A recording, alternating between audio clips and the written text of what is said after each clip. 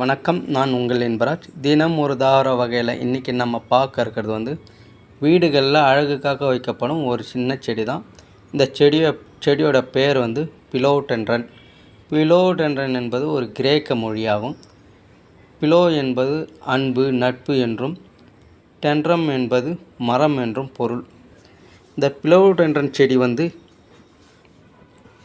வீடுகளில் அழகுக்காக வைக்கப்படும். அதுக்கப்புறம் வெயில் தாங்காது, குளிர் பிரதேசத்தில் தான் அதிகமாக வளரும் தன்மை கொண்டது.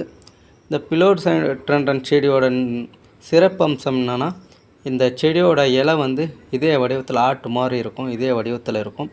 அதுக்கப்புறம் இந்த இலையோட ஒவ்வொரு இலையிலும் ஒரு கிளை வளர்ந்து வரும். பார்த்திங்கன்னா தெரியும், ஒரு துளிர் வளர்ந்து அது கீழ் நோக்கி மறுபடியும் மண்ணில் வேராக பதியும்.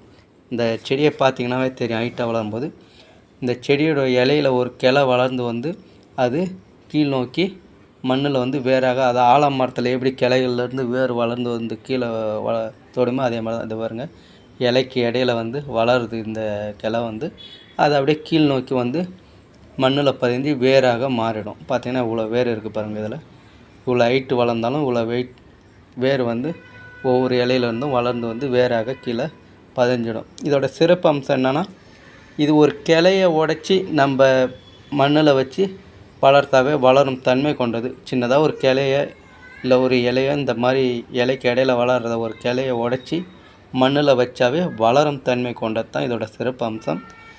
யாருன்னா இதை வளர்க்கணும்னு ஆசை இருந்தால், உங்களுக்கு தெரிஞ்ச இடத்துல எங்கன்னா இந்த மரம் செடி இருந்துச்சுன்னா ஒரு கிளையை உடச்சின்னு போய் வச்சாவே வளரும் தன்மை கொண்டது. வீடியோ பிடித்திருந்தால் லைக் பண்ணுங்கள், ஷேர் பண்ணுங்கள், சப்ஸ்கிரைப் பண்ணுங்கள். நன்றி, வணக்கம்.